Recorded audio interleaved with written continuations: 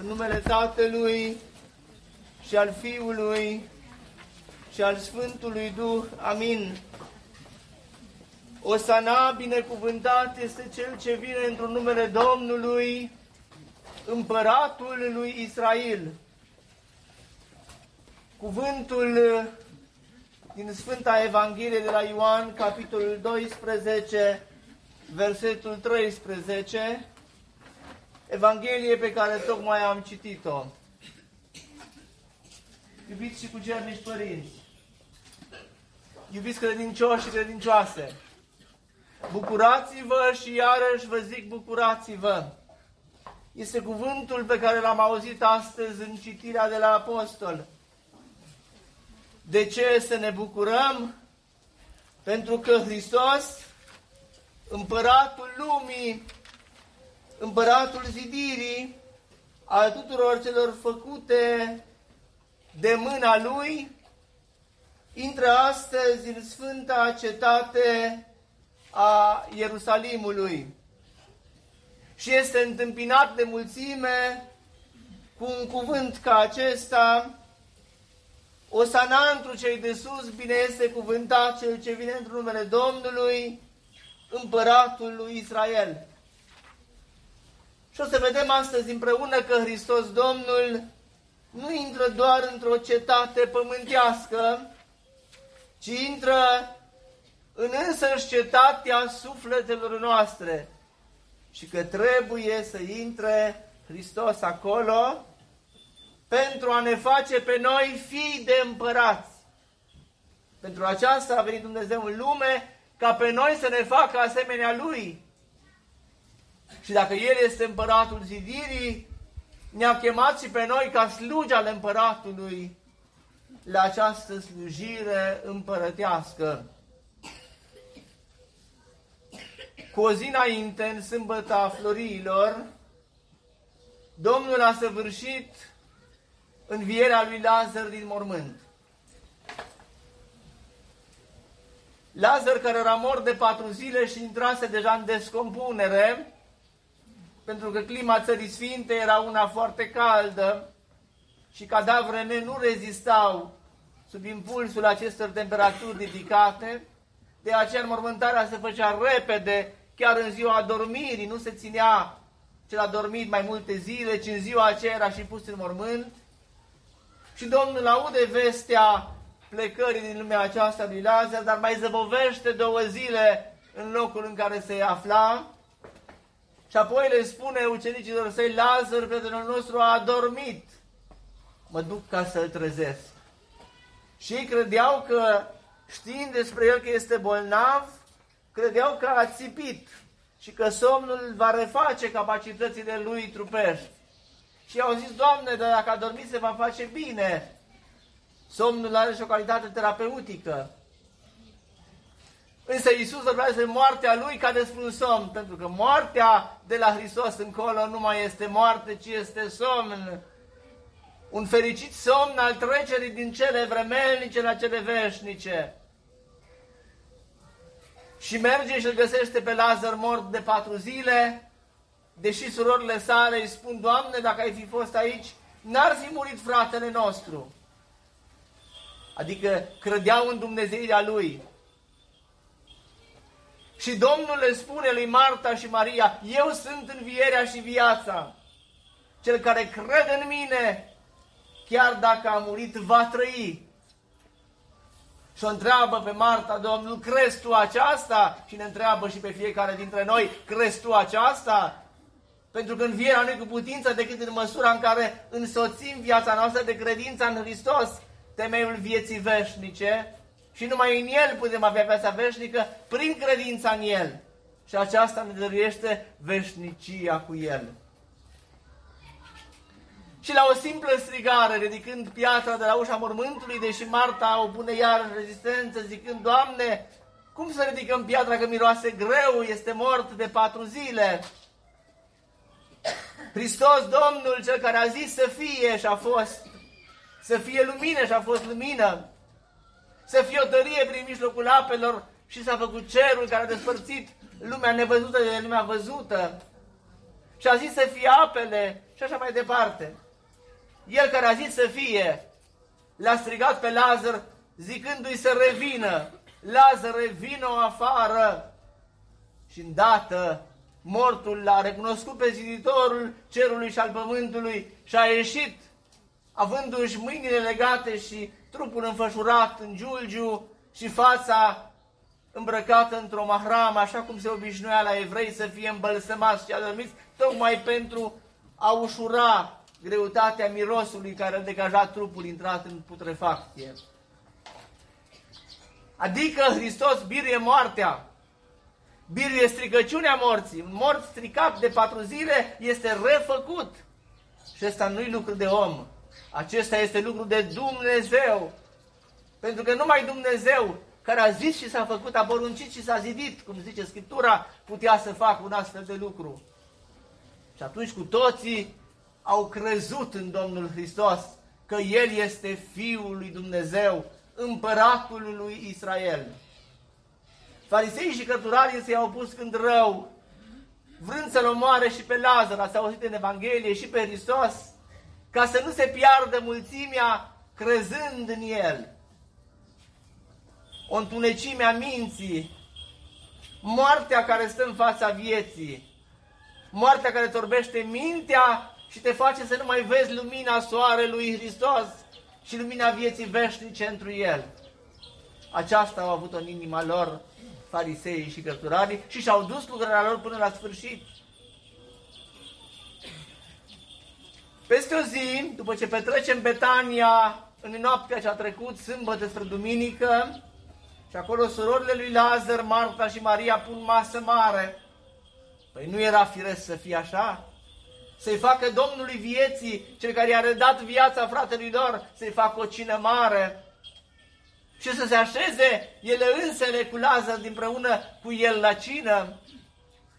Ce lucru mai minunat decât să stai cu Hristos la cina Lui? Și noi suntem acum la dumnezeiasca liturghie, la cina Stăpânului. Și Marta a luat un vas de alabastru de mare preț și l-a turnat pe picioarele Mântuitorului, așa încât s-a umplut de casa de mirosul mirului. Era o adevărată comoară acolo în alabastrul acela de mir, pentru că era foarte scump, foarte valoros. Și Iuda, vânzătorul, pune în inima lui un gând ca acesta: nu se putea să se fi vândut mirul acesta, să se fi dat banii la săraci? Însă aceasta o zicea nu pentru că el purta grijă de cei săraci, ci pentru că el avea punga obștească a apostolilor și lua ce se punea în ea, pentru că era fur și tâlhar. Și din momentul acela Satana pătrunde și mai mult inima lui Iuda și el hotărăște vânzarea stăpânului său. Se încheie cina aceasta cu cuvântul lui Hristos: pe săraci pururea aveți cu voi, dar pe mine nu mă aveți pururea.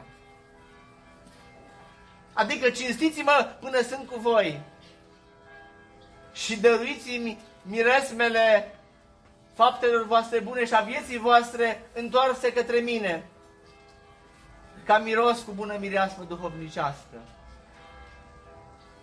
În următoarea zi dimineața, Hristos, Domnul, intră în Sfânta Cetate a Ierusalimului. Astăzi intră Hristos în cetatea Ierusalimului inimilor noastre. Pentru că praznicul acesta nu se referă la un eveniment întâmplat cu 2000 și mai bine de ani în urmă, ci se referă la ziua de astăzi și la intrarea lui Hristos în inima noastră, pentru că cetatea Ierusalimului trebuie să devină inima fiecărui creștin într-o zi ca cea de astăzi.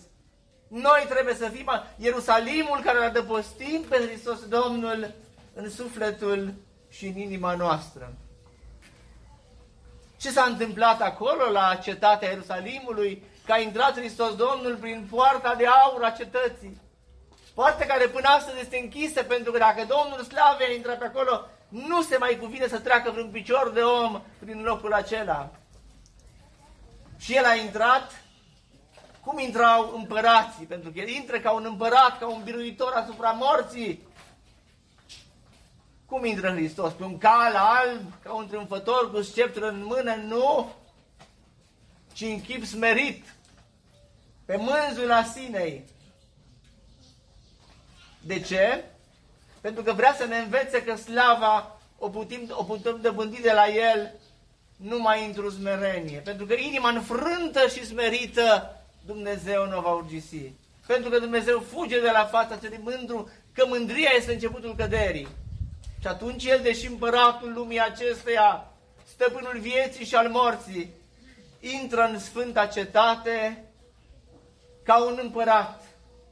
Dar nu ca un împărat lumesc, încărcat de slavă, ci ca un împărat smerit care cucerește lumea prin smerenia Lui, pentru că smerenia Lui înseamnă iubire, smerenia Lui înseamnă dăruire, smerenia Lui înseamnă învăluirea lumii în brațele sale, care peste câteva zile vor fi crucificate, dar de pe cruce Hristos, în iubirea Lui smerită, îmbrățișează lumea și o cuprinde în brațele Lui. Ce se întâmplă cu poporul? Freamăt mare, se auzise la Ierusalim de învierea lui Lazar. Freamăt mare, se adunase acolo toată cetatea Ierusalimului. Și oamenii își așterneau hainele la picioarele măgărușului, a asinului pe care Domnul stătea. Și copiii, așa cum am văzut pe pruncii noștri astăzi la ieșirea cu Dumnezeiasca Evanghelie, purtând ramuri de finic pe care cei mari îi tăiau din copaci, strigau: Osana întru cei de sus, bine este cuvântat cel ce vine într-un numele Domnului, Împăratul lui Israel. Știți ce înseamnă Osana? Osana înseamnă mântuire. Ce striga poporul? Domnul mântuiește. Osana întru cei de sus, bine este cuvântat cel ce vine într-un numele Domnului, Osana întru cei de sus, Domnul mântuiește. Ce fel de mântuire așteptau ei?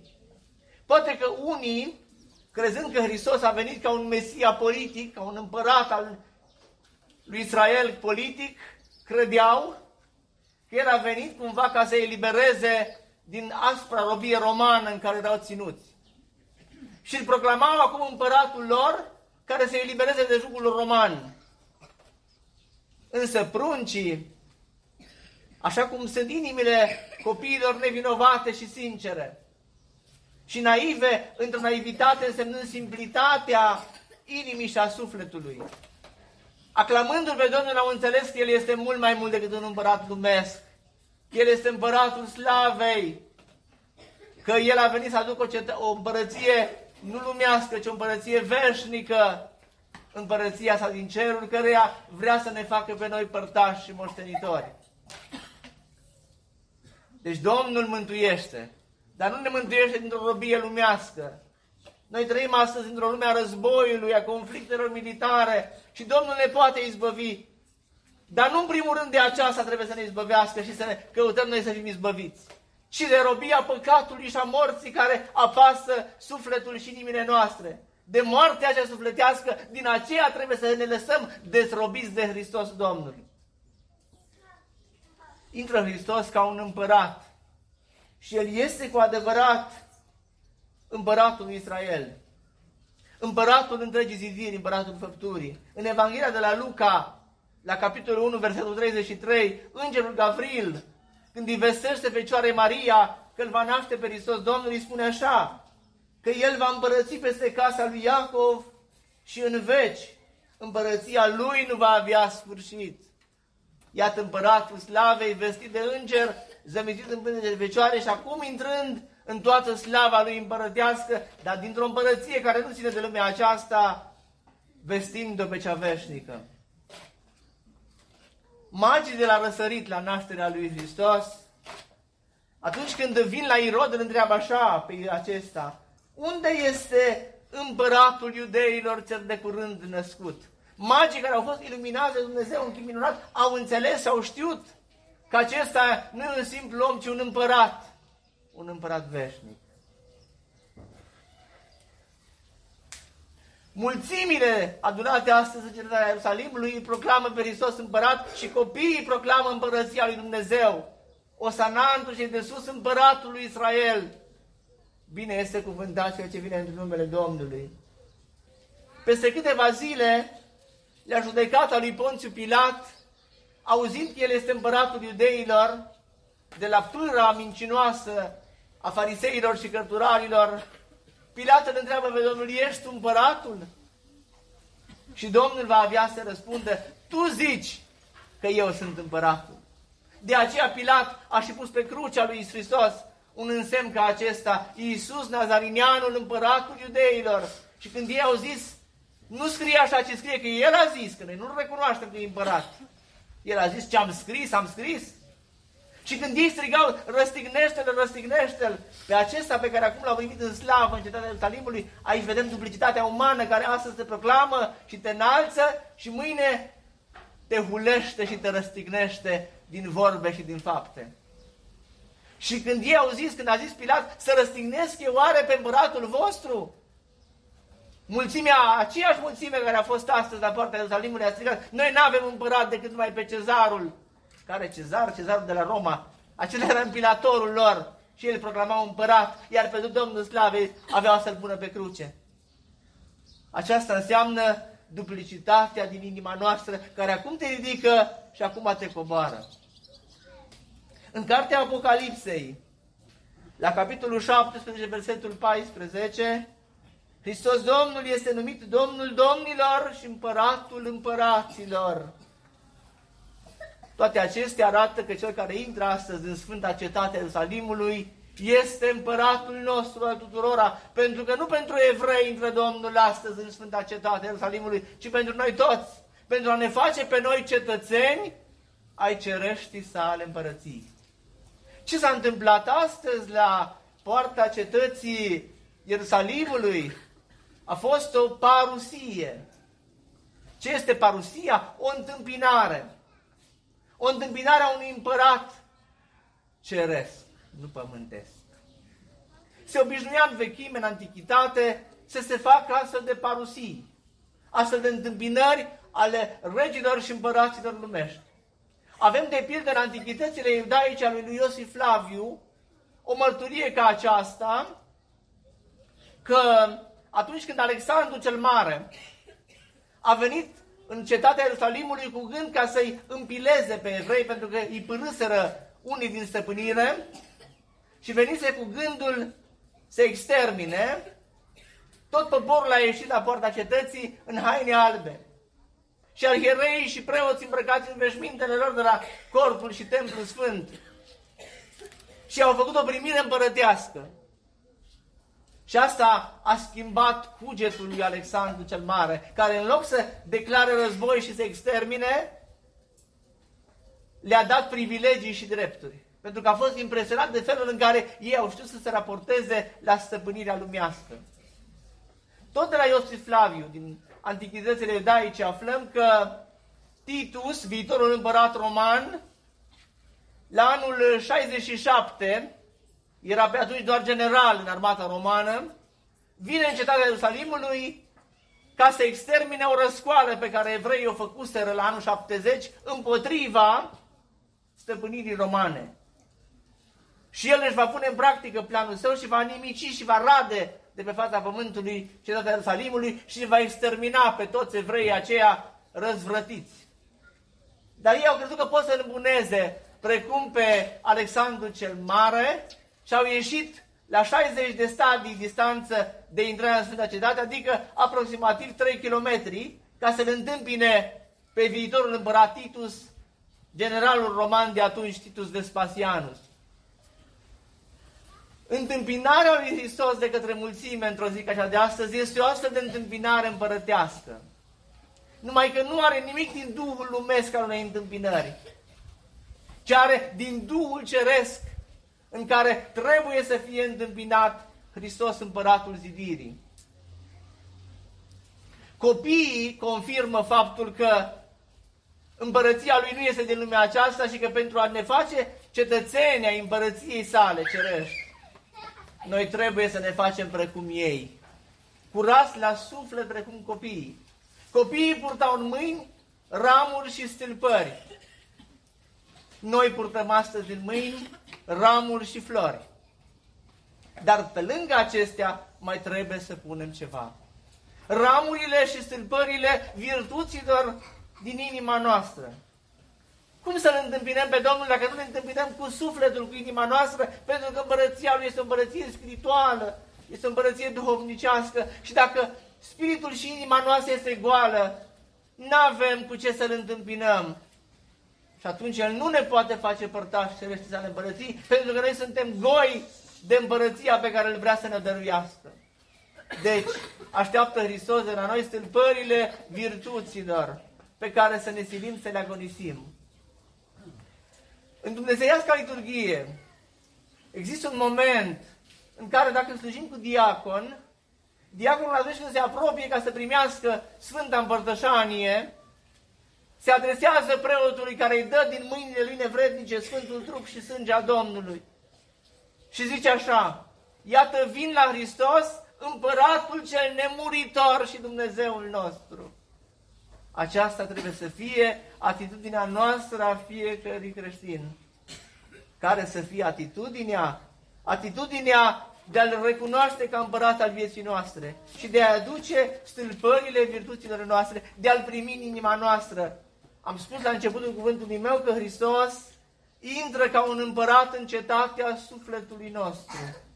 Că Hristos intră ca un împărat în inima noastră și vrea să-și facă sălaș la noi. Cum îl întâmpinăm?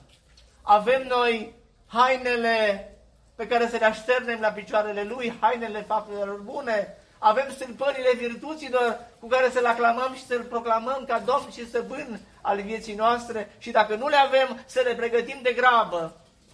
Pentru că cuvântul Apocalipsei este lămuritor, iată vin curând și plata mea este cu mine.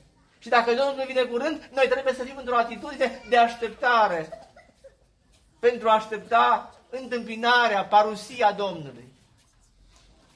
În dogmatica glasului al 8-lea, adică imnul care vorbește despre întâmplarea lui Hristos la fiecare slujba vecernie, atunci când este de rând glasul al 8-lea, noi îl proclamăm pe Hristos ca împărat al vieții noastre în chipul acesta. Împăratul cerurilor, pentru iubirea de oameni pe pământ s-a arătat și cu oamenii a petrecut, că din fecioară curată trup luând și din trânsa ieșind culoarea fiii omenești, un fiu este îndoit în fire, dar nu în fețe. Pentru aceasta, pe acesta desăvârșit Dumnezeu și om cu adevărat propovăduindu-L, mărturisim pe Hristos, Dumnezeul nostru, pe care roagă-L Maică nenuntită să mântuiască sufletele noastre. Iubiți creștini, vrea Domnul astăzi să petreacă în cetatea inimii noastre. Este Domnul astăzi la poarta cetății Ierusalimului, la poarta Ierusalimului nostru lăuntric. Să stăm într-o atitudine de parusie, de așteptare a Domnului. Să strigăm și noi precum pruncii Osana, adică Domnul mântuiește inima mea și a ta, fratele meu. Și precum la dumnezeiasca liturghie venim la împărtășanie, așa să fim pururi în toată viața noastră, cu cuvintele acestea în inimă și pe buze, iată vin la Hristos, Împăratul cel nemuritor și Dumnezeul nostru. Să-L pogorâm pe Hristos în inima noastră, prin faptele virtuților și prin dumnezeiasca împărtășanie. Și să nu-L mai pierdem, să nu avem atitudinea duplicitară a evreilor, care acum îl proclamă și peste 5 zile vor striga, ia-L, ia-L și răstignește-L. Să nu-L răstignim a doua oară pe Hristos prin faptele vieții noastre, prin păcatele și nesăbuințele noastre. Și dacă El coboară în inima noastră și ne face fii de împărați și ne face slujitori ai Împăratului Ceresc, să stăm la măsurile unor slujitori împărătești, care nu strădează stăpânul, ci rămân fideli până la capăt. Amin. Vino, Doamne Iisuse, și în sufletul și în inima noastră luminează-o și mântuiește-o. Amin. Slavă Tatălui și Fiului și Sfântului Duh. Amin.